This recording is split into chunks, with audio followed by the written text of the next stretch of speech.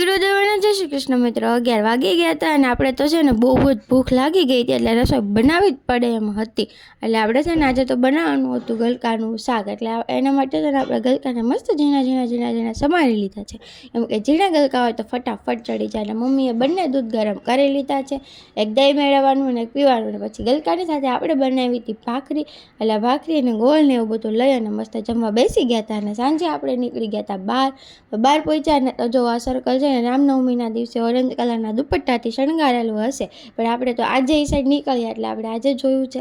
અને પછી જો આપણે છે ને મસ્ત આવી રીતે નેચર જતા જતા હતા.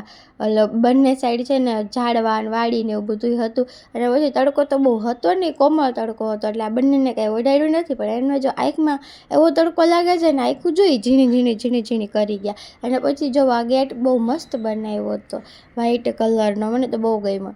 અને પછી જો આપણે જતા હતા અને જો અહીંયા બાજરો પાકી ગયો છે અને એની ઉપર જો ઓલું શું કહેવાય ચાળીઓ લગાડેલો છે.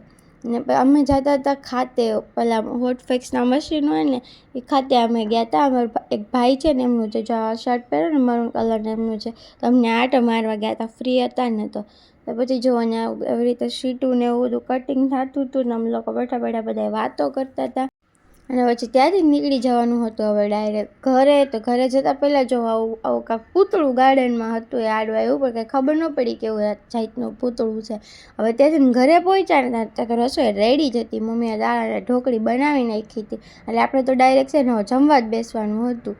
એટલે જો આપણે ફ્રીજમાંથી છાશ કાઢી લીધી ને ડુંગળી કાપી નાખી. પછી હું તો ગોળ ખાઉં એટલે મેં મારા માટે ગોળ પણ કાપી લીધો હતો. અને પછી છે ને મસ્ત બધા જમવા બેસી ગયા હતા. અને આ છે ને સેવ મમરાની જગ્યાએ છે ને મેં આજે મોળા મમરા આમાં એડ કર્યા હતા દાળ ઢોકળીમાં. મને આમને દાળ ઢોકળી ન ભાવે એટલે. અને પછી છે ને હું અને પ્રિયા જો હાલવા નીકળી ગયા છે. આજે પ્રિયાને પણ સાથે ચાલવા લેતા આવ્યા કે તે બહુ જમી લીધું છે તો તુંય તે હાલ અમારી હારે. તો જો એને તો છે ને ચાલવા લઈ ગયા હોય ને તો એને રમાડતા ચલાવવું પડે, નકર આપણે વજન ઉપાડવો પડે એટલે પછી જો એને આવી રીતે રમાડતા હું ને સાગર અમે બંને છે ને એને ચાલવા લઈ ગયા છીએ. ને પછી ત્યાંથી અમે છે ને ચાલતા એને ગાર્ડનમાં લઈને પહોંચી ગયા કે ચાલ આજ તને હિંચકા ખવડાવી.